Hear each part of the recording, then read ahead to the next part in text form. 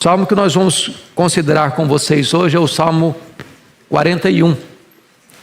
E eu peço que você abra sua Bíblia comigo neste salmo.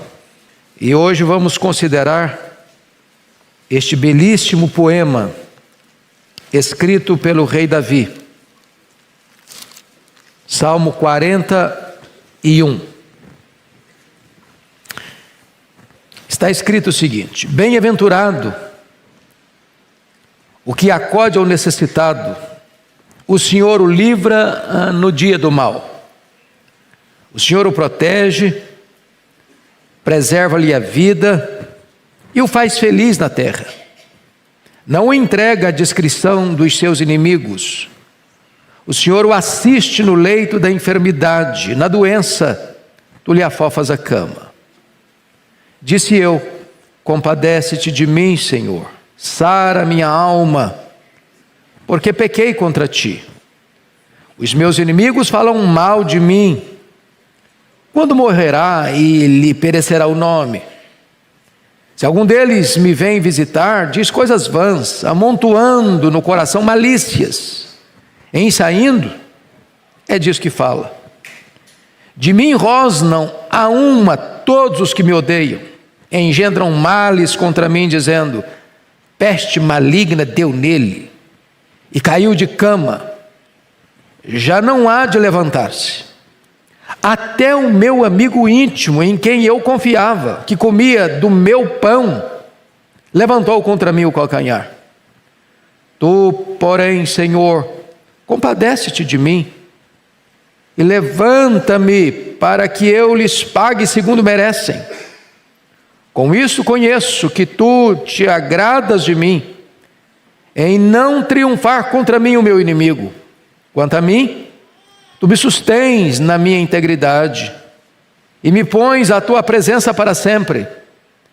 Bendito seja o Senhor, Deus de Israel, de eternidade para eternidade. Amém e amém. Bom, eu gostaria de tratar deste salmo sob o tema as grandes experiências da vida. Vocês bem sabem, e vocês podem notar aí, que esse salmo está encerrando o primeiro livro de Salmos. Os Salmos são 150 poemas escritos em tempos diferentes, por autores diferentes, com ênfases diferentes. Você tem no Salmo 5 livros. Este primeiro livro, que é o Salmo 1 ao 41, todo ele escrito por Davi. E esse terceiro salmo, escrito por Davi, esse salmo escrito por Davi, que encerra o primeiro livro, ele encerra de uma maneira muito curiosa, porque ele diz bem-aventurado. E dos 41 salmos do primeiro livro, apenas 3 salmos começam desta maneira. É o Salmo 1, é o Salmo 32 e o 41. No Salmo 1, Davi diz: bem-aventurado é o homem que não anda no conselho do ímpio, ou dos ímpios, não se detém no caminho dos pecadores, nem se assenta na roda dos escarnecedores. Essa palavra bem-aventurado, traduzido, quando foi feita a tradução da Septuaginta, foi vertido como Macários.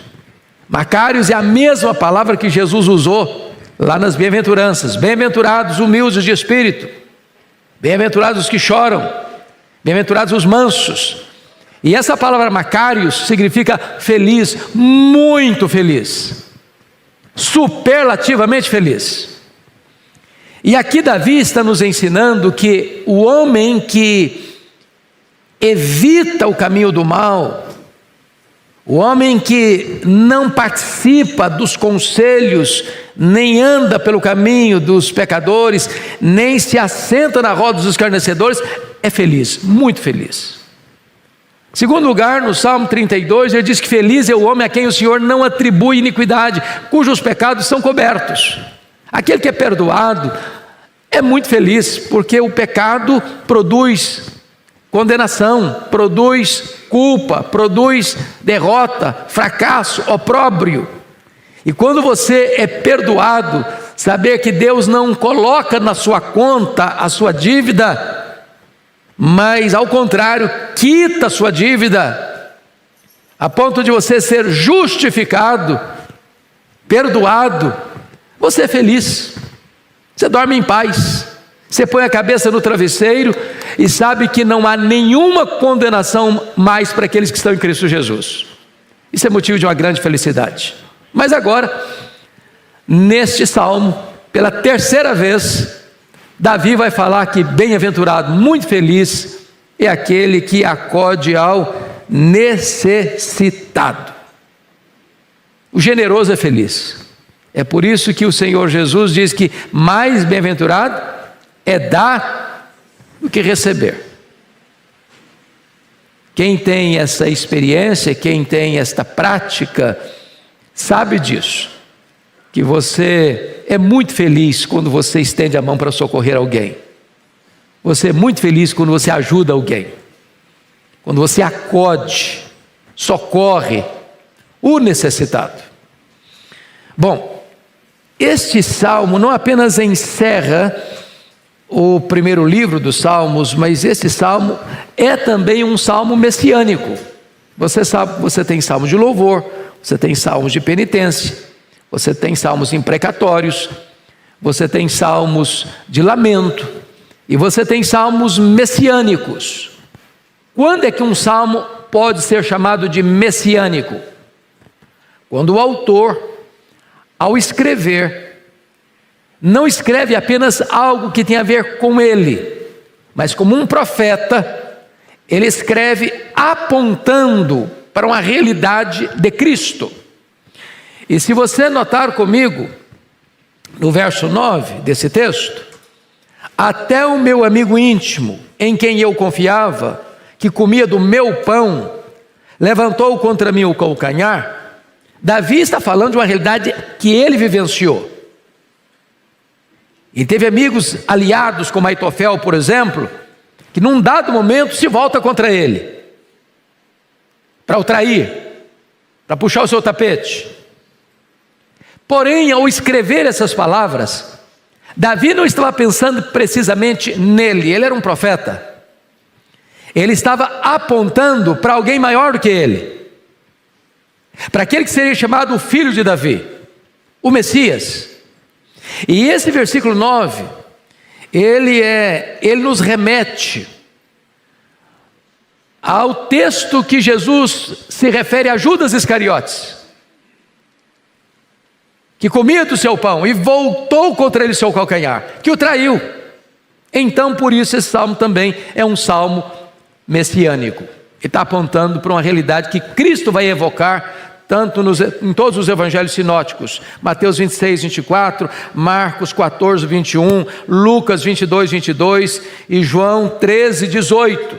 Todos esses evangelhos, ou todos esses evangelistas, citam este versículo, Salmo 41, 9, com referência à traição de Judas a Jesus Cristo. Bom, então, agora dito isso à guisa de introdução, vamos entrar na exposição do salmo. Esse salmo está dividido em 3 pontos essenciais. Primeiro, ele trata do crente generoso e do pobre necessitado, dos versos 1 a 3. Segundo, ele trata do crente enfermo e os inimigos impiedosos, versos 4 a 9. Terceiro, ele trata do crente suplicante e o Senhor misericordioso, dos versos 10 a 13. Então, esse é o esboço que nós vamos expor agora, desenvolver agora com vocês. Crente generoso, pobre necessitado, crente enfermo, inimigos impiedosos, crente suplicante e Senhor misericordioso. Então vamos ao primeiro ponto: o crente generoso e o pobre necessitado. Com a Bíblia aberta comigo aí, vamos lá. Primeira coisa que eu destaco é que a generosidade é fonte de sublime felicidade. Olha o versículo 1. Bem-aventurado o que acode ao necessitado. Enfatizo, repito, que a palavra bem-aventurado aí, na tradução que foi feita do Velho Testamento para o grego, a palavra que aparece lá é makarios, a mesma palavra que Jesus usou para bem-aventurança. Feliz, muito feliz. A pergunta é: quem é o necessitado? O que é uma pessoa necessitada? A ideia aqui é de uma pessoa desamparada, uma pessoa que está passando dificuldade. Em outras palavras, é aquele que é pobre, de bens materiais, fraco em força, menosprezado em reputação, desanimado em espírito.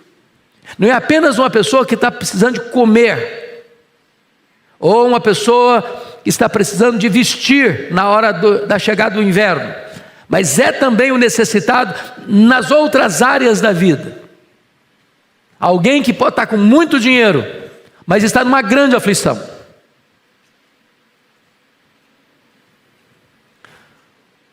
Essa semana atendi uma pessoa de um outro estado que me ligou, uma pessoa que tem muito dinheiro, que tem muitos bens, mas vivendo um drama, já tentar suicídio algumas vezes, a vida perdeu o sabor, a vida se desfigurou diante dos seus olhos, ele não consegue encontrar mais razão para viver. É uma pessoa necessitada, que precisa de ajuda, precisa de socorro, precisa de uma mão estendida, precisa de uma palavra de ânimo. E talvez você olhe o mapa de São Paulo, tem muitas pessoas carentes fisicamente, necessitadas de comida, e esta igreja tem sido uma agência nas mãos de Deus para atender tantas famílias necessitadas de pão, de comida, de uma cesta básica. Mas há outras pessoas que moram em palacetes, em condomínios de luxo, em apartamentos amplos, que vestem as roupas de grife mais caras, que andam pelas ruas de São Paulo e do Brasil e do mundo em carros de luxo, que têm reserva econômica para viver de uma forma de fausto e luxo por anos, mas que são carentes, necessitadas, estão desesperadas, precisando de uma palavra, serem acudidas. Este é o contexto aqui, meus amados irmãos. Agora, o texto está dizendo que quando você acode essa pessoa, socorre essa pessoa, na hora que ela mais precisa, na hora do desespero, na hora que ela está afundando, como que só o nariz de fora, tentando respirar, você que socorre é muito feliz. Você que estende a mão é muito feliz. O texto está mostrando para nós que feliz não é o egoísta, não é o narcisista, não é o que olha só para ele, pensa nele, desde que ele sobreviva, desde que ele esteja indo bem, desde que ele com saúde, com dinheiro, com família tranquila, com seus negócios prosperando, que os outros se danem, como diz a música do Roberto Carlos, que você me aqueça nesse inverno e o restante vá para o inferno. Eu estou pensando em mim, no meu bem, na minha felicidade. Não, esse texto ensina para nós o altruísmo. O altruísmo. De você olhar para o outro. De você olhar pela janela e saber que tem gente à sua volta precisando de uma palavra, precisando de uma mão estendida, precisando de um socorro, precisando de uma ajuda, precisando de ser notado e assistido. Essa é a ideia do texto.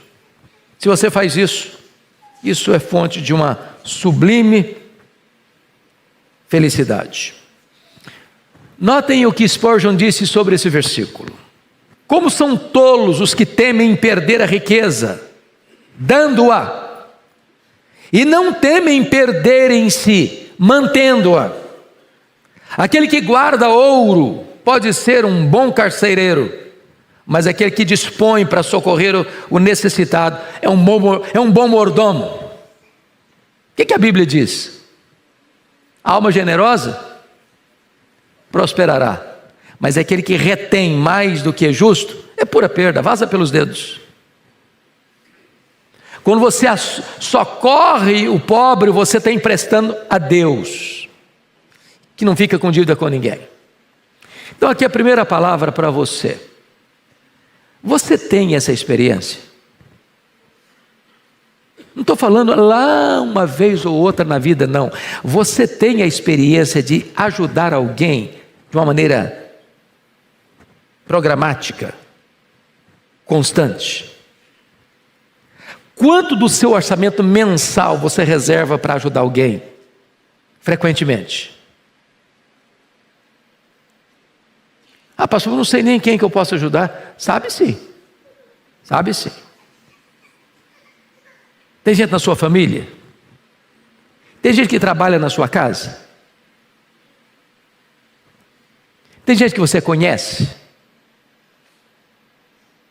Então eu gostaria aqui de fazer um desafio a você. Você não é o que você escuta, você não é o que você promete, você não é o que você sente, você é o que você faz. Ensinar isso aqui e de você ir para casa e contar tudo do mesmo jeito, não resolveu muita coisa. Hoje, quem sabe você aqui faça um teste, uma experiência. E vou lhe dizer uma coisa: ninguém é tão pobre que não possa dar, e ninguém é tão rico que não possa receber. Assuma um compromisso diante de Deus. Eu vou começar a ajudar uma pessoa, eu vou começar a ser generoso, eu vou começar a dar parte daquilo que eu recebo. Veja o resultado, você vai ficar espantado, porque Deus vai multiplicar a sua sementeira, Deus vai fazer você prosperar, em todas as áreas. E você vai perceber que mais bem-aventurado é dar do que receber. Bom, mas vamos agora a uma outra verdade nesse texto. A generosidade não é apenas fonte de felicidade, a generosidade é fonte de ricas recompensas. E o texto vai elencar para nós 5 recompensas. Primeira, olha aí no versículo 1 ainda: o Senhor o livra no dia do mal. O que o texto está dizendo? Você é crente? Louvado seja Deus, você é crente. Você está aqui, você ama Deus, você é um servo, uma serva de Deus. Mas Deus não blindou a sua vida. Você não está numa estufa, você não está numa redoma de vidro. Você e eu enfrentamos também o dia mau. Não está escrito lá em Efésios 6, acerca do dia mau? Depois de você vencer tudo, você permanecer firme, porque chega o dia mau. O que é o dia mau? Se você pensa numa luta, numa batalha espiritual, o dia mau é o dia em que parece que todas as forças adversárias, visíveis e invisíveis, humanas e espirituais, conspiram contra você. É aquele dia que parece que os céus estão de bronze. Você já acorda com o nó na garganta.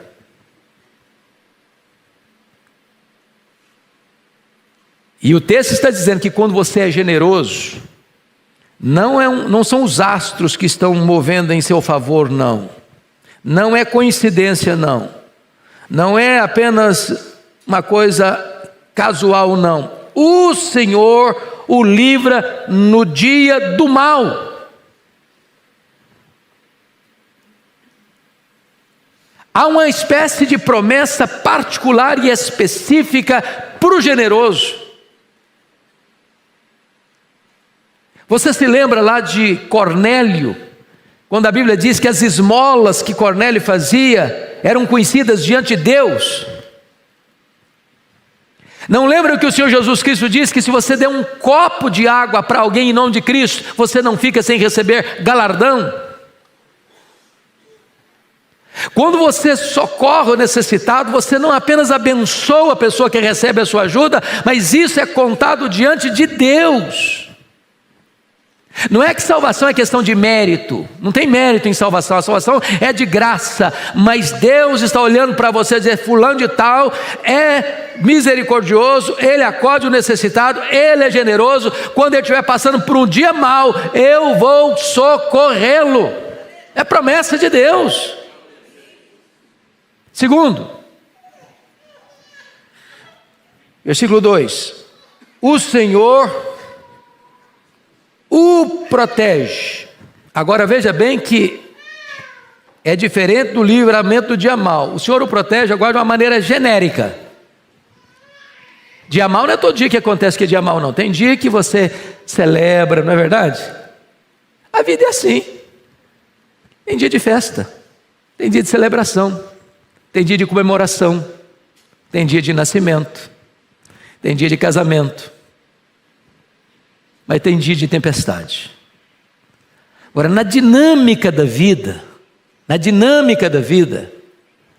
rotina da vida, você tem proteção divina. Isso é fruto e bênção da generosidade. Terceiro, olha aí, versículo 2 ainda: preserva-lhe a vida e o faz feliz na terra. O que Deus está dizendo? Que Deus vai lhe dar longevidade e lhe dá felicidade. Para mim, esse versículo é uma espécie de resumo das promessas do 5º mandamento. Qual a promessa do 5º mandamento quando você honra pai e mãe? Vida longa e vida feliz.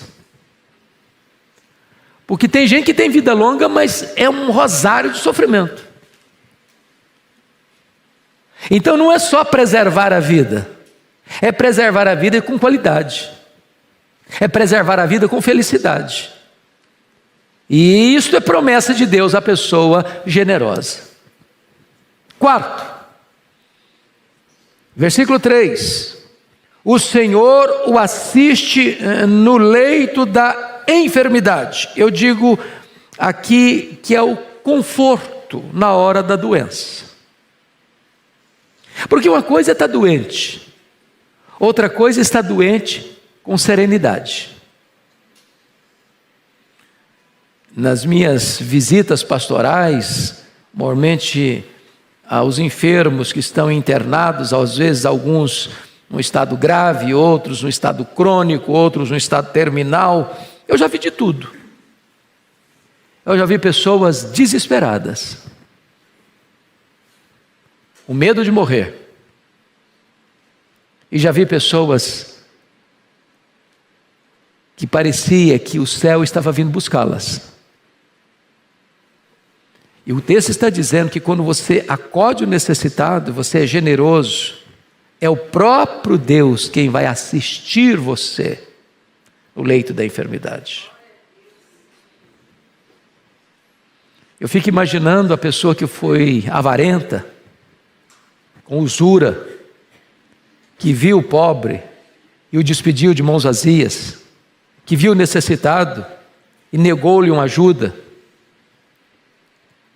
que viu a família passar privações e guardou, como querendo enterrar no coração os tesouros que ajuntou na vida, se despedindo da vida, sem poder levar um centavo, desesperado, sem qualquer consolo, de um ósculo de amizade ou de amor que pudesse balsamizar a sua alma na hora do sofrimento. Mas a pessoa que é generosa, todas essas memórias, certamente Deus traz a lembrança dela, e ela está em paz, mesmo enferma. Mas há uma quinta promessa, está aí no versículo 3, parte B: na doença tu lhe afofas a cama. E eu confesso a vocês que ao longo da minha vida de 60 e lá vai fumaça de anos, eu entendi esse versículo de outra maneira. Quando eu fui examinar esse texto com mais vagar e estudá-lo para fazer o comentário, eu descobri uma coisa muito melhor do que eu acreditava até então. Eu pensava que a Fofá-cama era mais do que um colchão d'água. Já teve gente doente na família que precisou comprar um colchão d'água?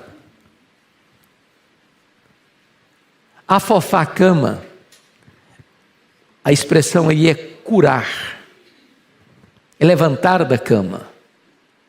A Fofá-cama significa que o leito não vai ser o leito da enfermidade, mas vai ser o leito do descanso, de Deus lhe dar saúde. E em vez de você estar preso ao leito doente, você está descansando com saúde na sua cama. Porque eu não sei se você já percebeu isso, cama é uma bênção quando você está cansado, não é verdade? Agora, quando você tem que ficar na cama doente, um dia, 2 dias, uma semana, a cama vira um tormento. É um tormento. Afofar a cama traz a ideia de que a cama não vai ser um lugar onde você está preso nela, mas vai ser um lugar de refrigério e de descanso, porque Deus agora curou você, lhe deu saúde, e você vai para lá para descansar e não para sofrer. Essa é uma promessa de Deus a alguém que é generoso. Bom, essa é a primeira parte. Essa é a primeira parte. Agora vamos para a segunda parte. É por isso que eu disse para vocês que são as experiências da vida, porque esse salmo parece que ele não tem muita harmonia, no sentido de que ele narra pedaços da vida que não estão necessariamente conectados. Porque a transição para o verso 4... você diz, não está combinando, parece que não é a mesma pessoa. Não é a mesma pessoa. Não é a mesma pessoa, só que pintando quadros diferentes da vida. Qual o próximo quadro? O próximo quadro é de um crente doente, diante de inimigos impiedosos. Então veja comigo o primeiro ponto, que é uma confissão honesta, no verso 4. Disse eu, compadece-te de mim, Senhor, sara minha alma, porque pequei contra ti. Então vamos entender isso aqui. Agora Davi é um pecador, que pecou contra Deus. E o que ele está sentindo agora? Ele está sofrendo. E veja bem, pecado e sofrimento são irmãos gêmeos. Não tem como pecar e não sofrer. O pecado sempre traz sofrimento. Aliás, o pecado nos faz sofrer mais do que a doença. Porque a doença pode vir e você está em paz. Mas o pecado, ao vir, não deixa você em paz. O pior sofrimento não é aquele que surra o seu corpo. O pior sofrimento é aquele que açoita a sua consciência. É aquele que põe sobre você o peso da culpa. Então não há pecado indolor. O que faz você ficar cansado não é o trabalho, é o pecado. Porque o cansaço do trabalho, uma noite de sono reparador, renova o seu vigor. Mas o pecado estiola você, seca seus ossos, arranca lágrimas dos seus olhos e atormenta a sua vida. E aqui Davi está dizendo isso. Compadece de mim, sara minha alma. Ele está dizendo, a minha alma está doente, a minha alma está enferma. Por quê? Porque eu pequei. Pequei contra quem? Contra ti. O que é isso aqui? É uma confissão. Uma confissão arrancada do mais profundo da alma, doente, enfraquecida, debilitada, por causa do pecado. Veja você que ele está com o corpo doente e está com a alma doente. Isso é o efeito do pecado. O pecado adoece o corpo, o pecado adoece a alma. Mas agora, veja você que ele está enfrentando, depois de fazer uma confissão honesta, enfrentando uma maledicência impiedosa. Olha os versos 5 e 6. Você pode ler comigo, versos 5 e 6, vamos juntos? Os meus inimigos falam mal de mim. Quando morrerá, lhe perecerá o nome. Se algum deles me vem visitar, diz coisas vãs, amontoando no coração malícias, ensaindo. É disso que fala. Então vamos entender algumas coisas aqui. Você acha que crente tem inimigo?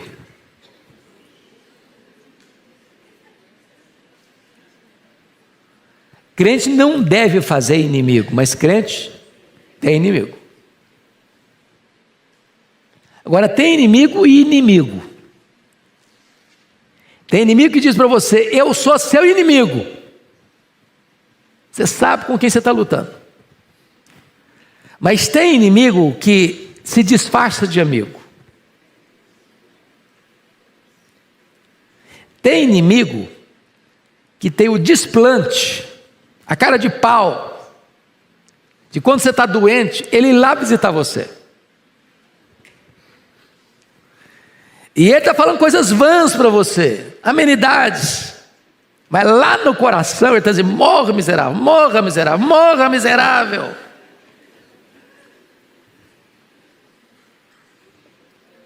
Você já pensou num negócio desse?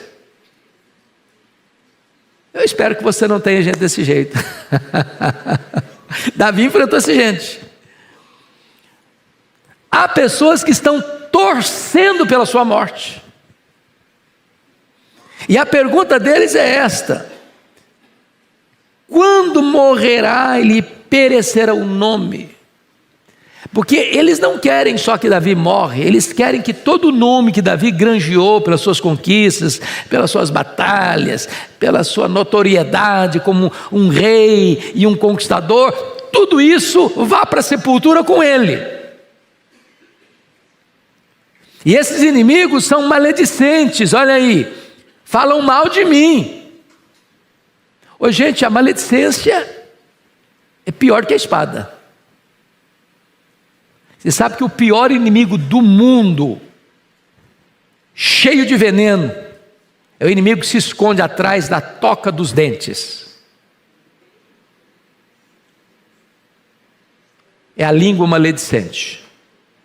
Tiago disse que essa língua é pior que um fogo, que incendeia uma floresta, e é pior do que um veneno, que mata, letalmente, mata.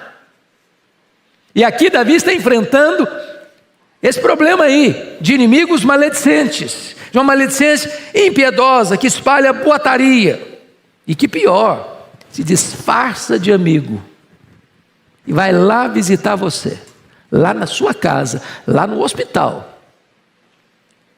Você está recebendo soro pingando nas veias, e o cara está lá, dando risadinha, igual de hiena.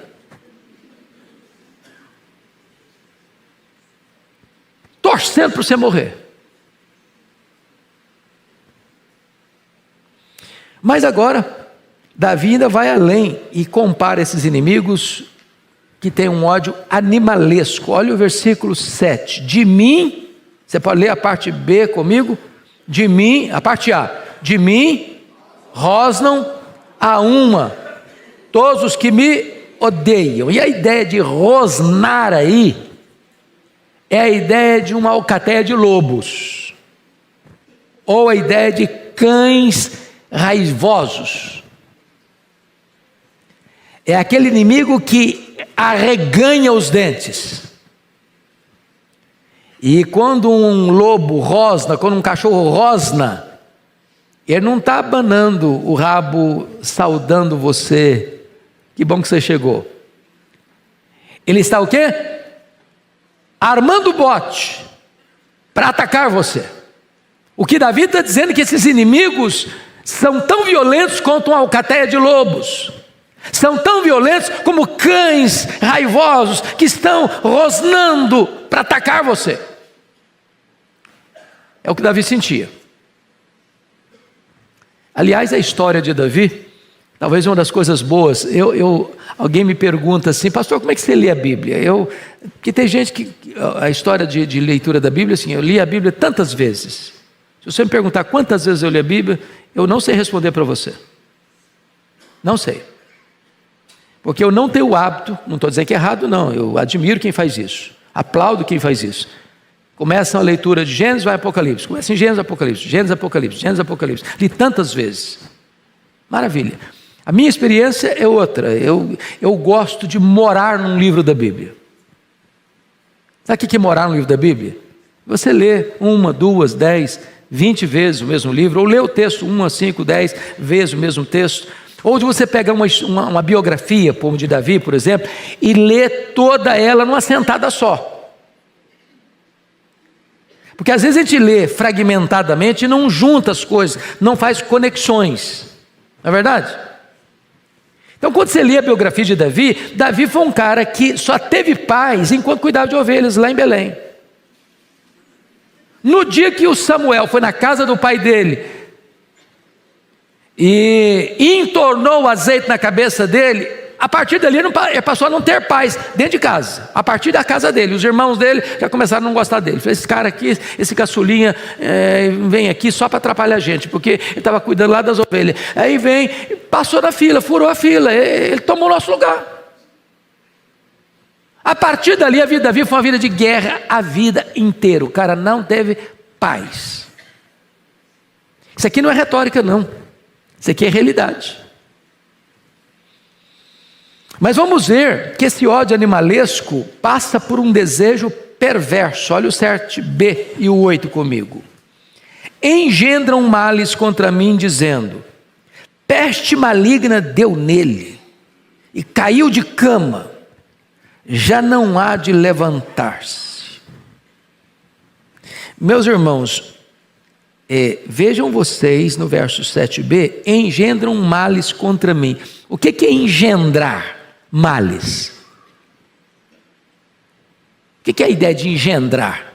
Maquinar, urdir, tramar,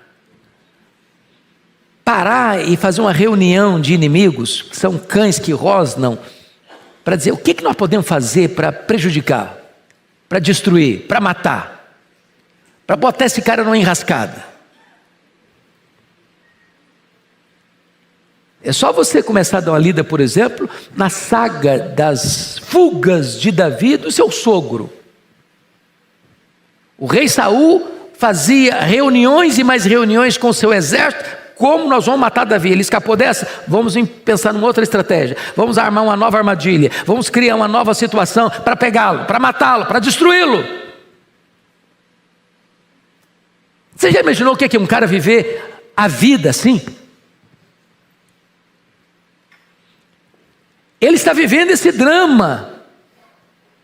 E agora veja você no verso 8. Davi ficou doente. E aí eles estão apostando numa doença gravíssima. Estão querendo que a doença seja mais grave do que de fato é. Dizendo assim, peste maligna deu nele. Peste maligna, via de regra, era uma expressão de lepra. Ou seja, uma doença incurável. Ele está doente. A doença dele é grave, a doença dele é incurável. E eles estão apostando nisso, já não há de levantar-se. Ou seja, dessa vez, ele não escapa. Dessa doença, ele não se cura. Ele vai morrer mesmo. E eles estão festejando, aplaudindo, vai morrer, vai morrer. Agora, dessa ele não sai. É o desejo perverso. Em outras palavras, eles estão entoando antecipadamente cantilenas fúnebres. Você conhece gente assim? Que já aposta na derrota do outro? Só que Deus é tão maravilhoso que Deus costuma virar a mesa, viu? Deus costuma mudar o placar do jogo. Eu me lembro dentro da saga política paulistana, em tempos idos, de um candidato que resolveu sentar-se na cadeira nas vésperas da eleição, achando que a vitória dele já estava assegurada. E no dia da eleição, quando abriram as urnas, quem ganhou foi o outro. É possível que alguém acredite que o outro vai ser derrotado e ele vai vencer. E é possível que Deus mude o jogo, que Deus altere a situação. E Deus curou Davi, Deus levantou Davi, e Davi sarou. E os seus inimigos ficaram completamente derrotados ao destilarem veneno contra Davi. Mas aí vem o último ponto desse ponto aqui, a traição ingrata do verso 9. Você pode ler o verso 9 comigo? Vamos lá? Até o meu amigo íntimo, em quem eu confiava, que comia do meu pão, levantou contra mim calcanhar. O texto não diz a quem Davi estava se referindo. Podia ser seu filho, Absalão. Podia ser o próprio sogro dele, o Saul, a quem ele ia lá tocar harpa na sala do rei. E Davi pode ter tido muitos defeitos, mas esse ele não teve. Ele nunca se insurgiu contra o sogro para matá-lo, tendo a oportunidade de fazê-lo. Pode ser Aitofel, seu conselheiro, que se aliou a Absalão na conspiração, depois cometeu suicídio. O certo é que Davi está dizendo que num dado momento da vida a gente pode também experimentar esse sabor amargo de um companheiro de jornada, no meio do caminho, virar as costas para a gente. Porém, Davi estava aqui profeticamente apontando para um fato maior.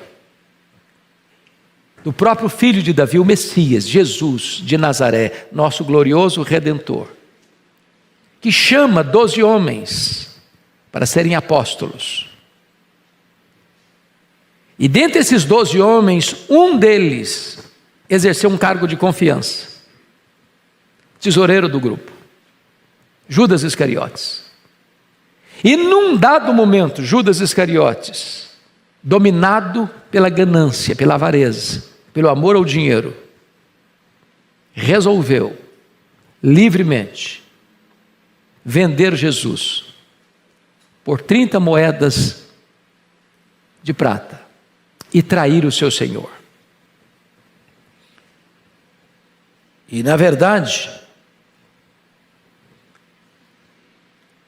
Judas vai se tornar o líder da escolta militar, composta de soldados romanos e soldados do Sinédrio, fortemente armados, para na noite fatídica que Jesus viveu no jardim do Getsêmani, capitanear a corja e entrar no jardim e depositar na face sacrossanta de Jesus o beijo traidor. E o beijo traidor de Judas feriu o coração do nosso Senhor, tanto quanto os cravos que lhe rasgaram as mãos. E aqui Davi está retratando esta cena, que aconteceu 1000 anos depois de Davi escrever esse salmo. Bom, vamos então agora ao último ponto desse salmo. Primeiro, ele falou do generoso, depois ele falou do enfermo, agora nós vamos falar do crente que ora, o crente suplicante, versos 10 a 13. Vamos olhar aí. Em vez de Davi sucumbir, Davi ora. A primeira coisa que eu chamo a sua atenção é o pedido de restauração do verso 10. Você pode ler comigo 10? Vamos juntos? Tu, porém, Senhor, compadece-te de mim. Levanta-me, para que eu lhes pague segundo merecem. O que você vai fazer quando você constata que alguém está perseguindo você? Ou que alguém traiu você? Qual é a reação natural do ser humano? Pagar na mesma moeda. Dá o troco. Dente por dente, olho por olho, pé por pé, queimadura por queimadura. Essa é a reação humana. Não foi essa a reação de Davi. O que Davi fez? Ele não se vingou, mas ele entregou a causa para quem? Para Deus. E ele ora a Deus. E a primeira coisa que ele vai fazer é dizer: tu, porém, Senhor, compadece-te de mim. Ele não está pedindo direito, ele está pedindo compaixão. Ele está dizendo: Senhor, eu sou uma pessoa maravilhosa e eu tenho direitos garantidos, e eu decreto que tu me levantes dessa cama da enfermidade, que tu derrotes o meu inimigo. Não foi isso que ele fez. Ele chega para Deus humildemente e pede o quê? Compaixão, misericórdia. Segunda coisa, ele pede cura e levanta-me, porque os inimigos estão dizendo: deu peste maligna nele, ele vai morrer, dessa ele não sai. Não tem médico que reverta esse diagnóstico dele, não tem remédio que o cure. Eu quero dizer para você que o nosso Deus não aceita os diagnósticos fechados pelos homens. Quem tem a última palavra é o nosso Deus. Para Ele não tem cura, não tem doença incurável, para Ele não tem causa perdida, para Ele não tem problema insolúvel, para Ele não tem diagnóstico final dado pelos homens. A última palavra é dele. E se Ele quiser, Ele cura. Se Ele quiser, Ele levanta do leito. Se Ele quiser, Ele restaura. Se Ele quiser, Ele faz milagres ainda hoje. Bendito seja Deus. Agora vamos entender o verso 10, a parte B, porque pode parecer para nós, a princípio, que Davi está com o coração cheio de rancor e ódio, desejando vingança. O que está escrito aí? E levanta-me, para que eu lhes pague segundo merecem. Davi tinha uma consciência, irmãos, que é muito importante entender. A consciência da dinastia davídica, porque foi feita uma promessa para ele. Qual foi a promessa que foi feita para ele?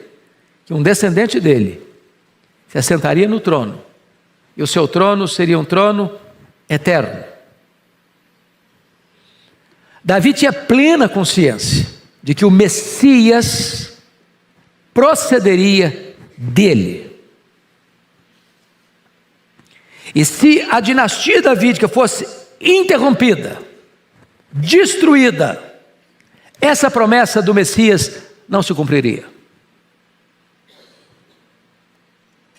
E aí você vai ver os perigos para frente e as lutas que aconteceram para frente, porque Salomão reina no seu lugar. Salomão morre, Roboão reina no seu lugar, está indo dentro da linha, mas Roboão foi insensato. E o que aconteceu? O reino se dividiu. 10 tribos seguiram a liderança cismática de Jeroboão I. Mas Deus preservou a tribo de Judá, de onde procedia Davi. E Deus mesmo cuidou na história para que essa linhagem não fosse corrompida, essa linhagem não se perdesse. Até que, na plenitude dos tempos, na casa do pão, Belém, onde nasceu Davi, 1000 anos depois, nasceu Jesus de Nazaré. E a promessa se cumpriu. Davi está aqui não querendo vingança pessoal. O que Davi está aqui pedindo é que a dinastia não fosse interrompida, para que os inimigos não frustrassem o propósito soberano de Deus. E Deus é fiel para cumprir a sua promessa, e os inimigos foram derrotados, e a dinastia davídica prosseguiu. Segunda coisa, tributo de gratidão no versículo 11. Com isso conheço, que tu te agradas de mim, em não triunfar contra mim, o meu inimigo. Davi tinha plena consciência de duas coisas. Primeiro, que Deus perdoou o seu pecado. Segundo, que Deus o curou da sua enfermidade. Terceiro, que Deus cumpriu o seu plano de, através dele, suscitar o Messias, o nosso Salvador.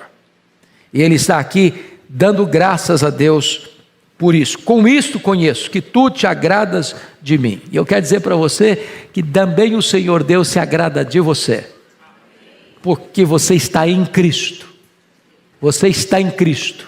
Deus se agrada de você. Deus fez você assentar com Cristo nas regiões celestes, acima de todo principado e potestade. Então, quando Deus olha para você, Ele vê a justiça de Cristo em você e Ele se agrada de você, apesar de você e eu sermos quem nós somos, pecadores. Bendito seja Deus por isso. Terceiro, penúltimo lugar, anelo por comunhão, versículo 12. Leia o 12 comigo. Quanto a mim, vamos juntos? Quanto a mim, tu me sustens na minha integridade e me pões à tua presença para sempre. Oh, amados irmãos, Deus perdoa, Deus restaura, Deus cura, Deus dá vitória, Deus preserva o coração íntegro e Deus dá a nós o maior de todos os privilégios, desfrutar da sua presença. A maior bênção na vida de um ser humano é andar na presença de Deus. Bens, saúde, prestígio, são coisas boas, magníficas, preciosíssimas. Mas a maior bênção é a comunhão com Deus, é a presença de Deus. Foi por isso que quando Deus disse para Moisés, lá em Cades Barneia, olha, vocês vão ter a minha promessa. Eu vou dar para vocês a terra prometida, eu vou levar vocês lá. Vou escalar um anjo para acompanhar vocês até lá. Vocês vão conquistar a terra. A promessa está de pé, mas eu não vou com vocês. E Moisés disse para o Senhor, Deus, se tu não fores conosco, não nos faça subir. Porque a maior necessidade nossa não é da terra prometida. Um anjo é tão importante, mas a maior necessidade nossa não é de um anjo. A maior necessidade nossa é da tua presença conosco. É a presença de Deus. Irmão, se Deus está presente, temos tudo. Ele é o nosso prazer, Ele é o nosso deleite, Ele é a nossa herança, Ele é a nossa alegria, Ele é a nossa paz, Ele é a nossa justiça, Ele é a razão da nossa vida. Finalmente, este versículo final, versículo 13, ele é uma doxologia, e eu chamo sua atenção para esse ponto. Nós temos, disse a vocês, 5 livros no livro de Salmos. O primeiro livro, 1 ao 41. O segundo livro, 42 ao 72. Terceiro livro, 73 ao 89. Quarto livro, 90 a 106. Quinto livro, 107 a 150. Se você olhar carinhosamente, verá que todos esses livros encerram com uma doxologia. Não é apenas o encerramento do salmo em específico, mas do conjunto de salmos daquele livro. Então o que você vai ler no versículo 13, não é apenas o encerramento do Salmo 41, é o encerramento de todos os 41 salmos do livro 1. Como é que ele termina? Vamos ler juntos? Bendito seja o Senhor, Deus de Israel, de eternidade para eternidade, amém e amém. Ele está encerrando o salmo e ele está encerrando o livro que compõe o Salmo 1 ao 41. A mesma coisa, já que nós temos um segundinho mais, eu termino aqui. Vamos ler como é que encerra os outros? Olha aí, 72, 19. Rapidinho, vocês estão ágeis aí. 72, 19. Olha como é que encerra o segundo livro. Bendito para sempre o seu glorioso nome, e da sua glória se encha toda a terra. Amém e amém. Olha como é que encerra o terceiro livro, 89 e 52.